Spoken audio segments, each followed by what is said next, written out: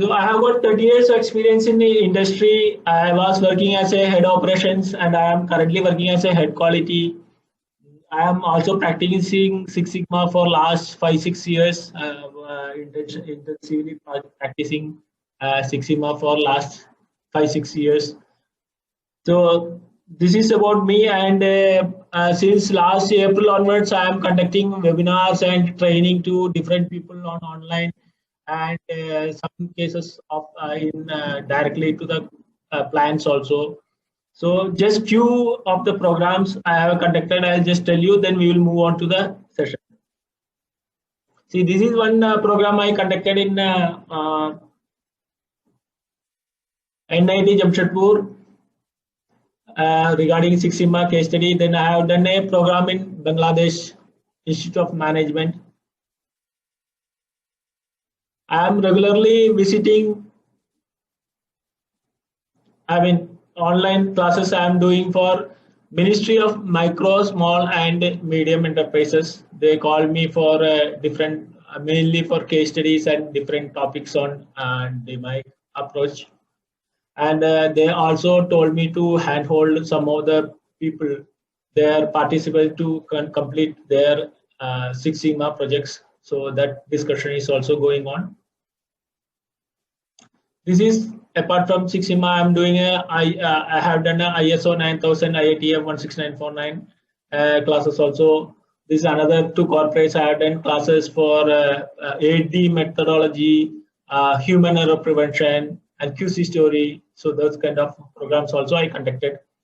I am also hand-holding many Six Sigma aspirants to complete successful projects across the world. There are people from Poland, Saudi Arabia, Dubai, US, etc. So I have supported them to complete their project. I am also a member of Institution of Engineers India, National Institute of Quality and Reliability, that is NIQR, and American Society of Quality.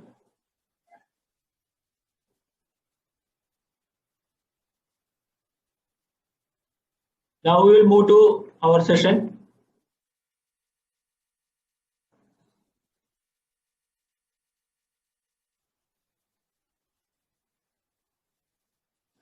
Today we are going to cover following topics: DOE and Six Sigma. So the design of experiments and its connection to Six Sigma process that we are going to discuss.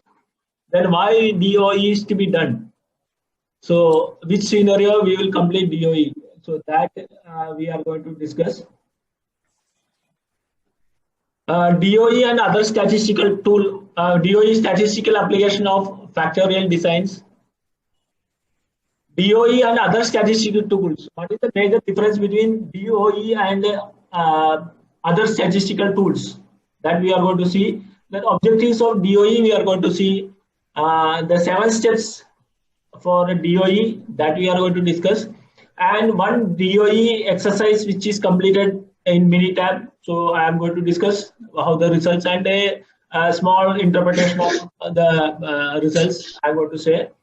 And it is actually a 6 to 8 hours course. So there are some prerequisites required for this course to attend this course. So I am just telling you about this course.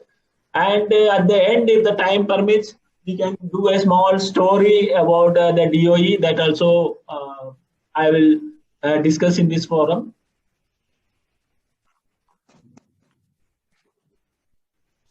So this is basically Six Sigma.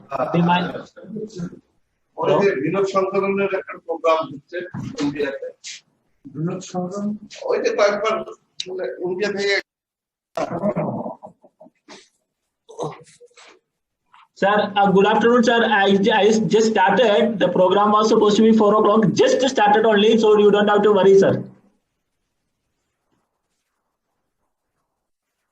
I'm talking to Mr. Dr. Rashid. I just started the program. No issues. Yes. Okay.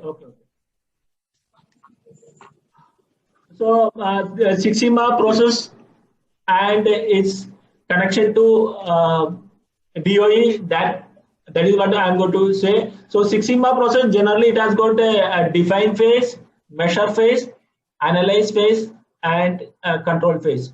Generally, DOE is conducted in either analyze phase or improve phase, because this is more a analytical tool to optimize certain parameters, like improving yield, increasing the efficiency, optimizing certain characteristics. So this is more used in analyze for or improve phase. So these two are the phases normally this DOE is getting conducted. However, the DOE can be applied standalone for optimizing parameters, identifying root cause, improving yield, etc. Now, one advantage of the DOE, not DOE, it is the case with all the Six Sigma process. One of the advantage is that it is not necessary that you have to follow a define, measure, analyze, improve, and control methodology. Like if you are doing a measure phase, if you are doing a gauge R&R or attribute agreement analysis or measurement system analysis, that you don't have to do in measure phase. You can do it independently also. Or statistical process control, that is process capability study, like CP, CPK, those things you don't have to do in a Six Sigma process. You can directly do it CP, CPK process control, or in control phase we are doing X bar R chart, that is control charts. So that also you don't have to do in as a part of Six Sigma process. Same way, hypothetical tools. If you are improving some machine and you want to see that whether this improvement is significantly done, so you can do a hypothesis testing like a t-test, 2t-test, 2 proportion test, or 1 proportion test, or ANOVA, or whatever may be. But that you can do independently also. It is not necessary that you have to do it as a part of Six Sigma. You can do independently also. So similar way, this DOE also can be applied as a standalone process, a standalone tool. This is a standalone tool. It can be used as a standalone tool for optimizing parameter or identifying root causes or improving yield. So that is a good. Actually, Six Sigma is a culmination of management approach, then technical expertise approach, and statistical tools approach. So it's a culmination of these three is actually Six Sigma. So as it is, if you see, this is independently also individual tools can be used. This is the advantage of Six Sigma. So it is not necessary that always you have to do a DMAIC approach to do any improvement. So DOE is a standalone, you can improve it.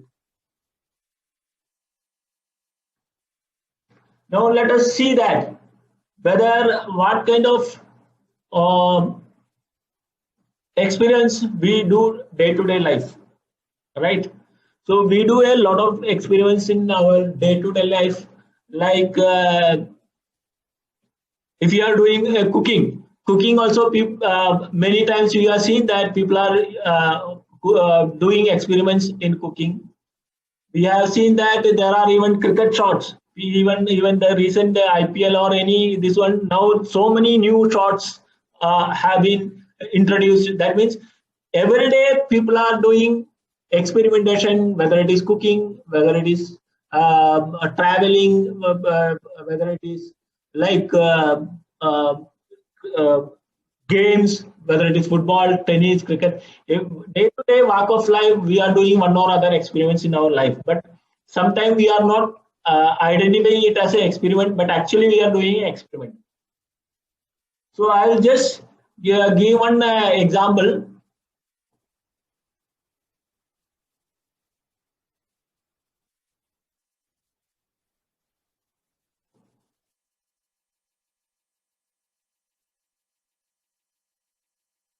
I'm in a new city and this is your home. You are reached to a new city. Okay, there from your home you need to go to office, suppose. So this is your office. So you are taking a route to go to office. Say first day I'm taking a route like this. I'm going to, this is my office and this is my home. I'm taking a route. So after some days, somebody is telling you that you have to take you can have a better route. Even though the distance is more, there will be less traffic and the road is good, so you are taking another route. Okay, after they going for so few more days, you are finding that you have a better road. The road is slightly bad, but the distance is low. So you are going and reaching somewhere like this. Okay, so you are doing an experiment in different ways to reduce your optimizing your time to reach from home to office. So let us say what are all the factors which is actually for reaching office, what are all the factors? Let us say traffic is a factor. I'm just telling traffic is a factor. Then your road condition is another factor. And you have got distance is another factor.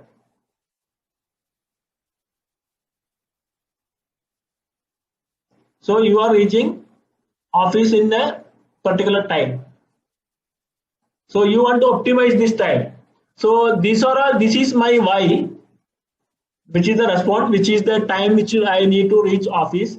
And these are my X's. Traffic is one X, road condition is another X, and distance is third X. Okay. Now these are all these items are called the factors, and this is your response. So if you are doing if you want to optimize to reach office, you can see that independently, like whether traffic is my main reason or conditioning of the main road is the main reason or distance is the main reason. So you can identify by collecting data, you can identify that what is exactly the cause which is or what we need to improve so that you can reach in your time. Now apart from that, you can see that a combination of traffic and road condition or a combination of traffic and distance or a combination of road condition and distance or combination of all the three. Okay, so these are called traffic, condition, distance. These are all the main effect or independent effect which is optimizing your time to reach office, and this is called the interaction effect. Traffic and condition, it is an interaction. This one is condition of the road and distance is an interaction, and all the three put together it is an interaction. So if you want to optimize, this is the thing what you have to look into. So actually if you really see this DOE, it is very very simple, but when we do a statistics, applying statistics on it, and when we talk about main effect, interaction effect, then p value, then r square, ANOVA, when you use all those terms, so suddenly people get confused or people get feel that no, this is not my cup of tea, this is something else. Actually if you see, this is very simple. DOE is a very simple methodology. You should know the factors which is affecting your response and its interaction. If you look into it, and if you do it use a statistical software like Minitab, you can easily achieve the desired result. So this is applicable to the day-to-day life. So that is why I have just used this example.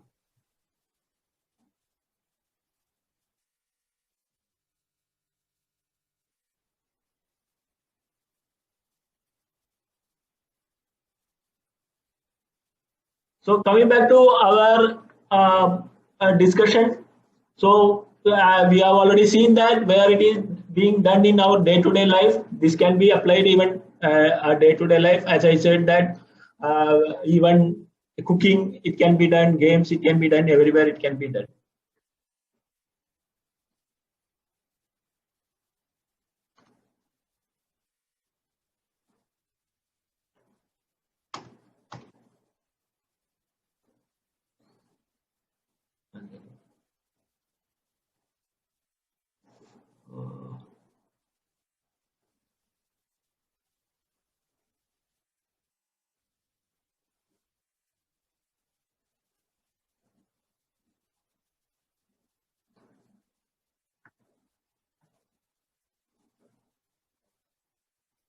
Now let us look into where this DOE is applied.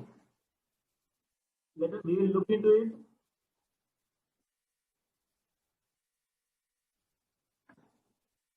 See, whenever you want to improve something, first what we will do, first what we are doing is that we will be doing a brainstorming, correct?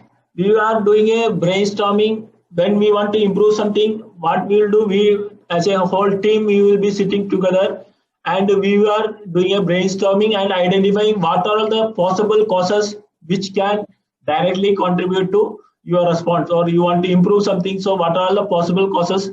That first we are doing by doing a brainstorming or similar methodology. After brainstorming, what we are doing a identifying the probable causes. So for all the possible causes we are first collecting. From that we are looking into the probable causes we are looking into. From the probable causes, how you are doing probable causes? Many times you are using a cause and effect diagram for identifying the process probable cause, or fishbone diagram where you are identifying man, machine, material, method, environment, all those things you are looking into. So you are identifying a probable causes from the possible causes. Then after identifying the probable causes, you want to validate whatever probable causes you identified. You need to validate. So what we are doing here, we are going to do a validation of probable causes. Now there are two methods of validating. One is that you have to collect data. So by collecting data, you can do, this is one way. This is, if it is not measurable, what we will do, we are just observe the process, or if there are no data, or just observe the voices and validate those causes. From that, YY analysis we are doing and root cause analysis we are doing. Now this is the case when we are not able to measure certain data.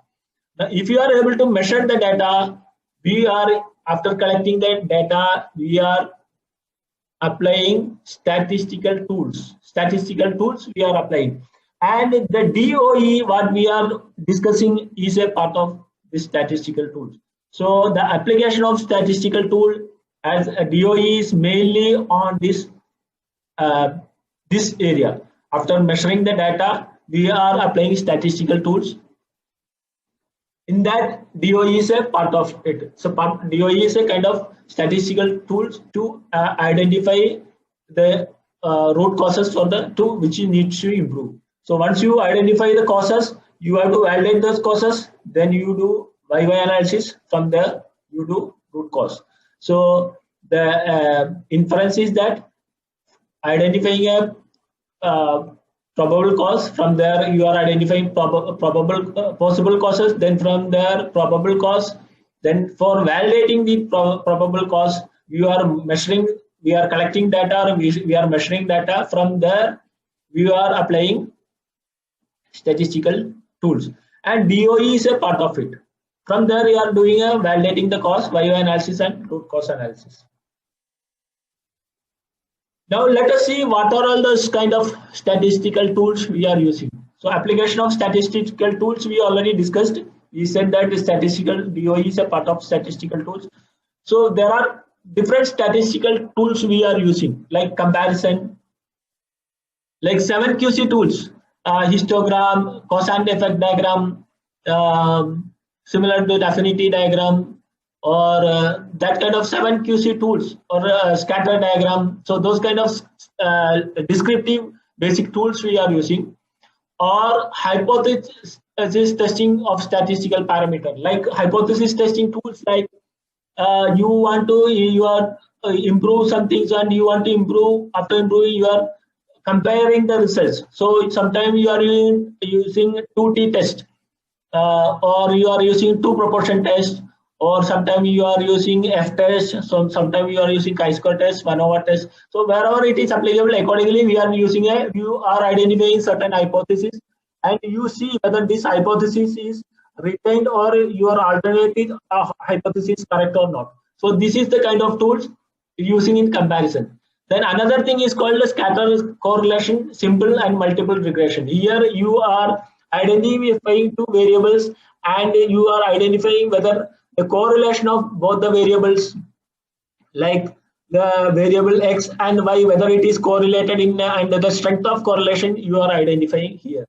And you are building a model that is called a regression. You are building a model and you are predicting certain, with that model or with that equation, you are predicting certain things. So this is another method of using statistical tools. And the one is that design of experiments. So what is the difference between all these things that we will see?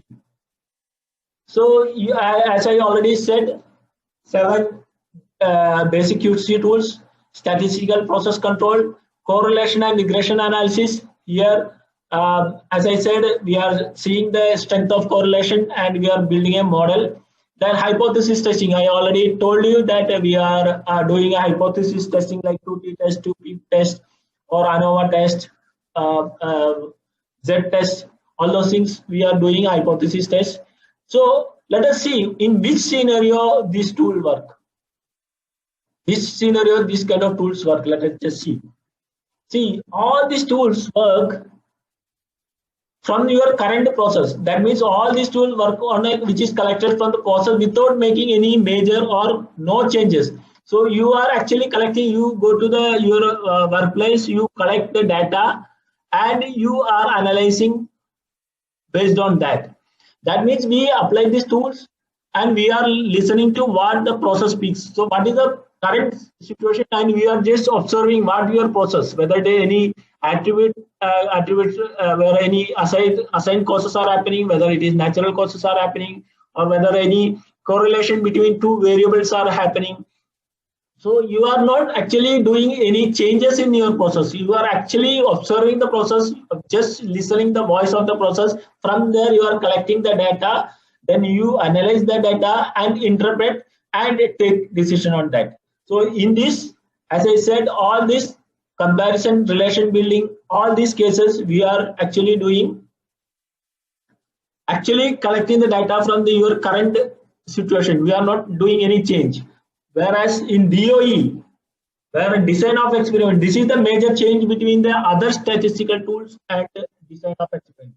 In design of experiment, we are intentionally making changes in the selected process. Okay, and study the effect of changes on the output. So intentionally you are doing you are tweaking a process. You are intentionally making some changes in the process.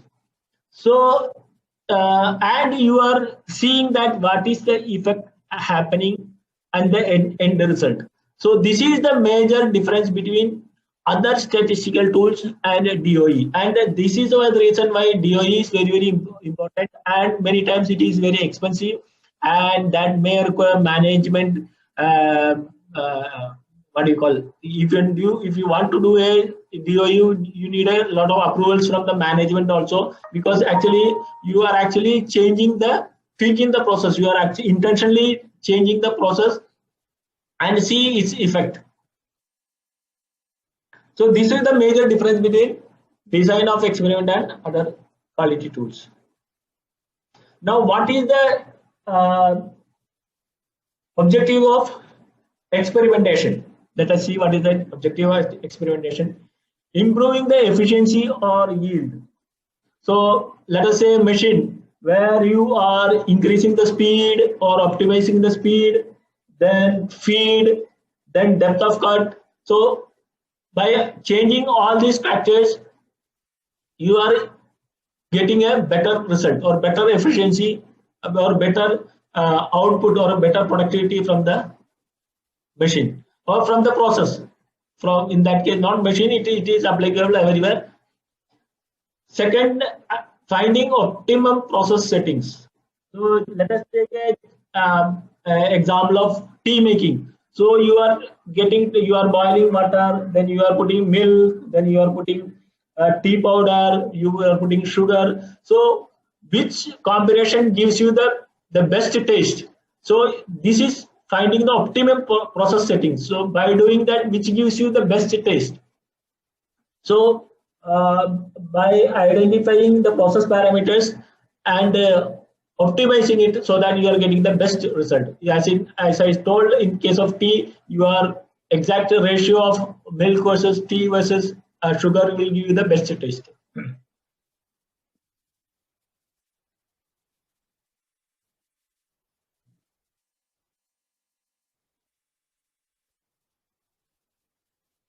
Hello?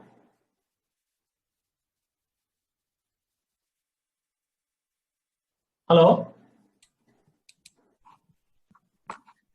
You're able to listen, yes. Yeah, you are audible. Okay. Okay. Now 7 steps, 7-step DOE.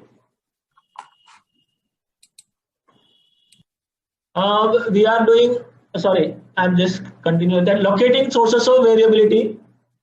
You are, which is the reason why the variability sources are, from where the variations are coming. So for identifying that, which factor is causing the maximum variability, that is locating the sources of variability, and correlating process variable with the product characteristics. That is like time, temperature, pressure. In case of some chemical or process industry, what time, what temperature, and what pressure. Like maybe like the process industries to getting the correct the output. What are the process you need to optimize? So this is for correlating the process variable with the product characteristics and comparing different process, machines, materials, etc. Right now we are seeing that like COVID-19, now the vaccines are coming in the market. Now what they are actually doing is that they are not directly releasing the product to the market. They are doing a lot of experiments at the different genetical, this one you are, they are doing the experimentation, different ages of people, different kind of people's habits. So all these things they are taking into consideration, and they are the different levels of experimentation they are doing. Then only they are actually going to release this COVID vaccine. So this, as I said, this after doing experiment, actually you need to test it in all conditions. So this is what comparing the different process, machine, materials, etc. and designing it. So outcome of all is that either you have to create a new process or new product. So ultimately we are getting a better processes and better product which is good for the society. Now there are 7 steps of DOE. Plan for experimentation. It is actually DMAIC approach, define, measure, analyze, improve, and control.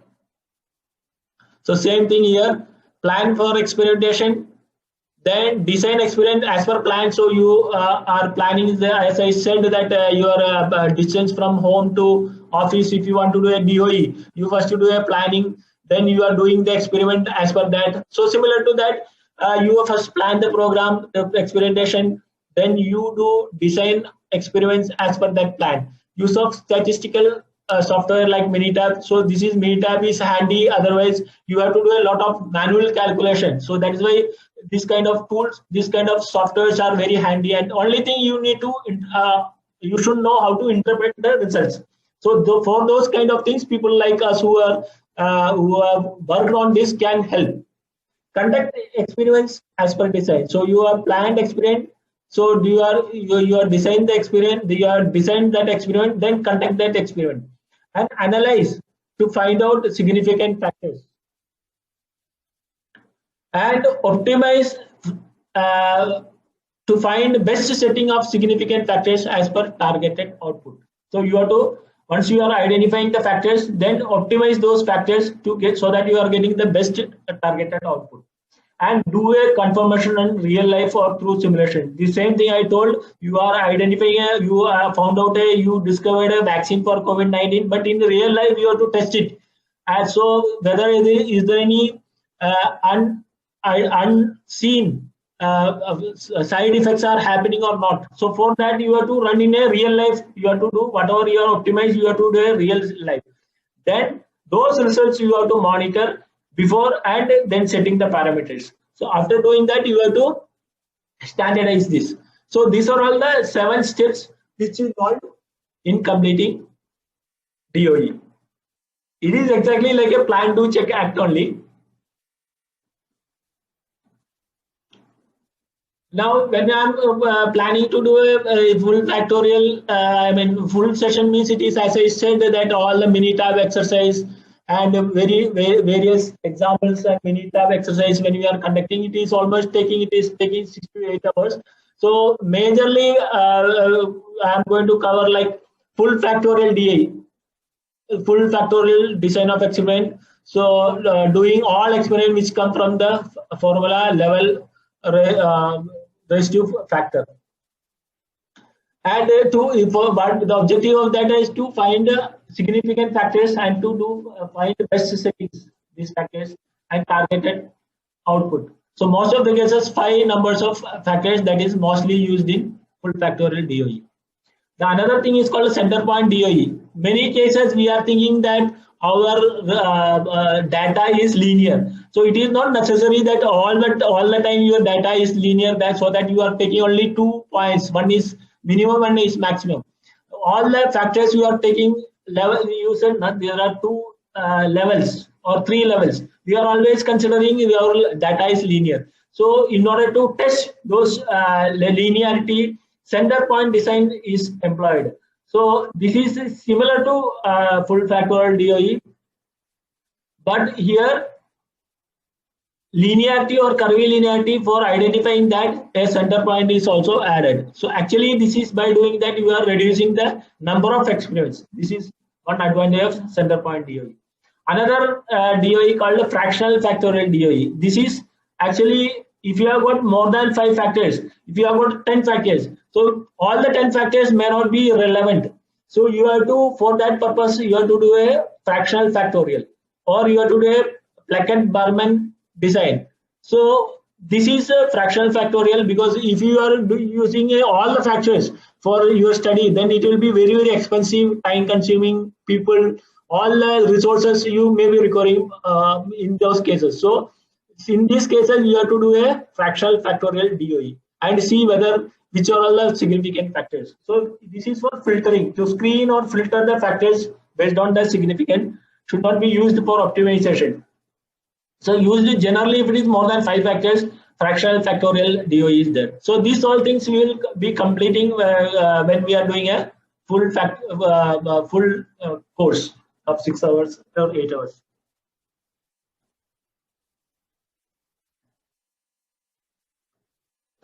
Now we will just take one example how the DOE is done. So I will just tell you the Minitab results of the same. Let us take a real life case, understand DOE steps. A manager in a ABC Limited wants to improve yield in his floor. He selects 3 factors as experimental factors. So here one manager wants to improve his yield in his shop floor. Okay, so he has collected 3 factors like temperature. He has collected at 2 levels, like 100 degree and 120 degree. So there are 2 levels. Another pressure is another factor which is considering a 2 bar and 5 bar. And another is catalyst, which is considering the catalyst A and catalyst B. So here they have got 3 factors, and at 2 levels he wanted to do an experiment and see how the output would be looking like. So this is the I'm not going to discuss all these things. He is doing a total 2 factors and 3 factors and 2 levels. So there are 8 experiments are coming, and he is doing 2 times. So if you see, there are 18 experiments he is doing. Say 18 experiments he is doing, and each time he is taking one temperature at 100 degree, pressure at 2, and catalyst B. He is collecting the yield, the output. Then he is putting temperature at 100, then pressure at 5, and catalyst A. Then he is looking at the yield. Similar to that, temperature 100 and 120, pressure 2 and 5, catalyst B and A. So this combination he is doing. If you see, this is 102 B93. Here also he is doing say 102 B94. So he is doing all the experiments 2 times. to get the confirmation whether any error not happened, to ensure that he is doing all experiment 2 times and he is getting the result. This is the output of, these are the settings, these are the factors, time, temperature and pressure, and these are the, by doing all this combination he is looking at the yield.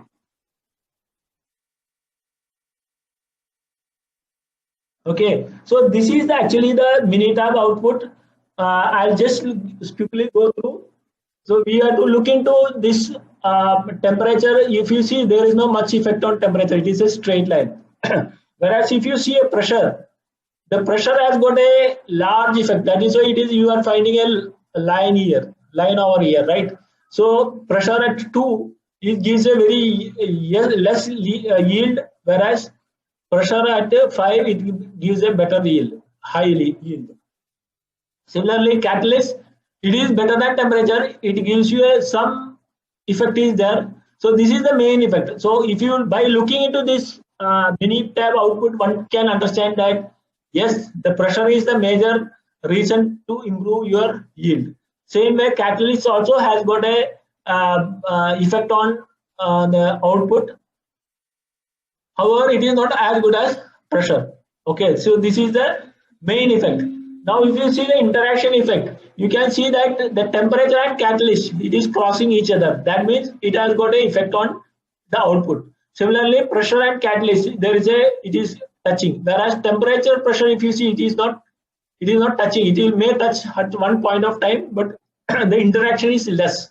So this I told in the case of that road study also, we are doing a main effect like a distance, road condition, and traffic and its interaction. Similar way, there are 3 factors we are looking at the independently and its interaction. And it is a Pareto chart. If you see the interaction A and C is giving a good interaction, B, that is pressure, and A, B, C, all the 3 also giving. So anything below this point, all are insignificant. These are all insignificant. Okay. So this is by looking at the chart in Minitab output, you can identify all those things. And this is the response optimizer. So if you are by looking here, we can understand at 100-degree temperature and 5 pressure, and catalyst A will give you at 95.9, by 96% you will get an output of 190.8. So this is the response optimizer we are getting. So this is the Minitab output. So if you do a design of experiment and you are running a software like Minitab, you will get this kind of output, and you should know how to interpret this this output. So this is a brief of the output we are doing as a outcome of design of experiment. So this particular manager, what he has to do, if he wants to get a best output, he has to put the temperature at 100 and pressure at 5 and catalyst A, and he has to look, this is a major process. Pressure is the one which is mainly affecting, so this is critical process parameter for him. So this is the output.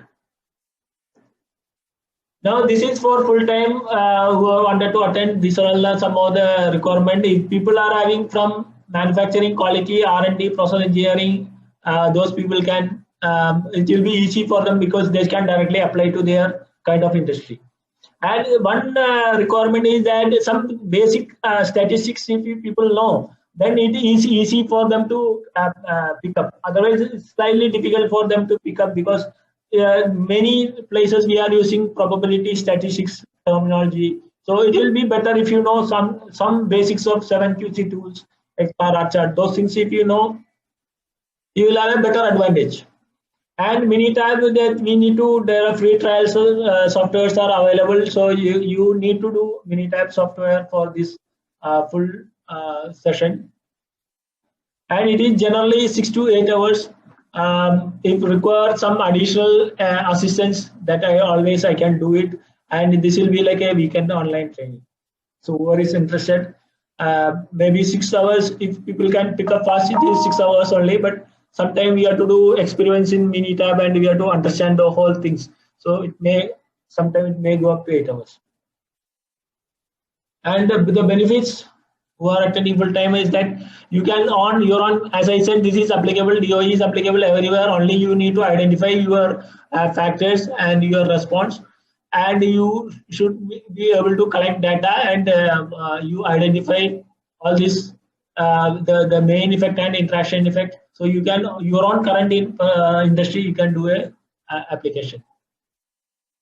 Who have completed yellow belt, green belt, black belt, they can refresh their learning. So many times it's a part of black belt, green belt training. So they'll cover sometime 4 hours, 6 hours. But when you are doing this study independently, you will have a better idea, or you will have a better outlook on exactly how this design of experiment. So this is only focused on design of experiments.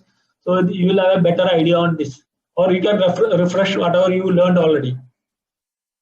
If somebody is completing the project, successfully completing, those people will get a certificate. Now we will just, because there are 10 minutes or there, I'll just tell you one story about DOE. This is the history of DOE. So we will just touch upon that. Somebody must have heard all this story, but once again, I am repeating the story. So this is a story on a 1920s in UK, a statistician, a chemist, and an algologist. This is a botany. They are specialized in botany. So they were sitting for a tea. So he was the statistician, was the host, and the algologist was this lady, and friend or fiancé is this person. So when he was offering tea, what he said that first he was putting milk first, then he was putting tea over that. So suddenly this lady told that no, don't put milk first, then tea. You put tea first, then milk. Then these people got a statistician. The other guy got confused. What is difference it makes? Whether you put tea first or milk first, what difference it makes? She said she can't identify the difference between two methods of making tea. Whether you pour tea first followed by milk, or milk first followed by tea. She will be able to identify exactly. She will be able to identify this this kind of method of making tea. So he is the statistician. He was not able to withstand his anxiety, or curiosity. He wanted to test a DOE. He wanted to conduct a DOE. So he said that immediately he wanted to test her claim. So this statistician and the chemist who wanted to test her claim, and he decided to go for a design of experiment. So what design of experiment they have done is that he has collected 8 cups. In that he poured milk first followed by tea. Here tea first followed by milk. So he created 8 cups. Then he put it in a random way. All the 8 cups he put it in a random way, and he told her to take 4 cups and identify whether all the 4 cups are correct or not. So that is the test they wanted to conduct to test that lady's claim, whether she will be able to identify 2 ways of making tea. So here, because he's a statistician, he wanted to do all the things as per statistics only. So let us see how many ways 4 cups can be collected from. 4 cups can be collected from 8 cups. There are 70 ways it can be collected. 70 ways you can collect it. This is a simple combination formula: n factorial small n into n minus n. So here our bigger n is 8 cups. Then 4 cups she was supposed to collect, and the cup she is not collecting. Okay. So the combination, the formula, the answer is 70. 70 ways you can collect 4 cups can be drawn from a lot of 8. So here the null hypothesis it is a statement of equality. The lady cannot distinguish between 2 different styles of making tea. This is the null hypothesis. And the alternate hypothesis is that yes, she has the ability to differentiate 2 styles of making tea. And as usual, if any statistical study, if the p-value is below 0.05 means we need to reject the null hypothesis. T is low means we have to reject the null hypothesis. So this is the design of experiment the statistician was conducting. So there are 70 ways. And how many ways she can identify this? We will see. She can identify all four curves in correct way. This is one way she can do. All the four can be correct. She can identify 3 curves okay and 1 not okay. So if you see, there are 16 ways it can be collected. That is 3 curves okay and 1 not okay. She can identify 2 curves okay, 2 curves not okay. There are 36 ways she can do it. And 1 cup okay and 3 cups not okay. It is just opposite to that. There are 16 ways she can do it. All combination formula. I am not going to depth of all the things. She can identify all 4 cups is just opposite to that. There is one way. And if you add all these things, if you see one, so probability of identifying all 4 cups, it is 1 by 70. That is 1.4%. And 3 cups, it is 22%. 2 cups okay, 2 cups not okay, it is 51%. And identify 1 cup okay, 3 cups not okay, again 22%. And not at all able to identify anything at all, that is also 1.4. So the inference is that if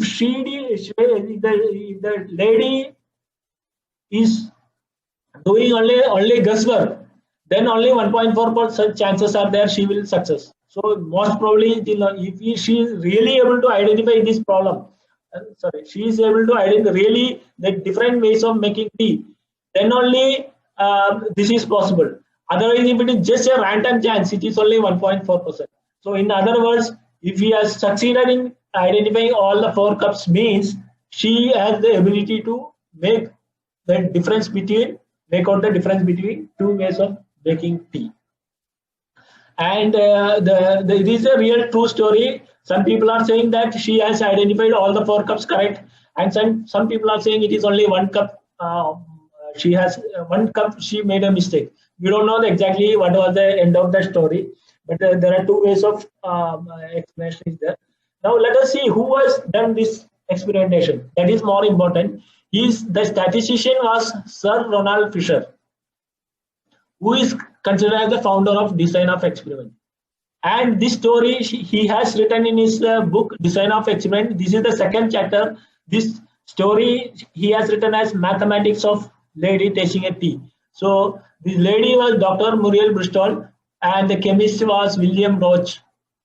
So this, if you go through this book, it is written in his 2nd chapter, that Mathematics of Lady Tasting Tea. The same story is written there. But I think there is no conclusion he has written, but it is just for the sake of knowledge. Yes, this story was written. So this is taken from that only.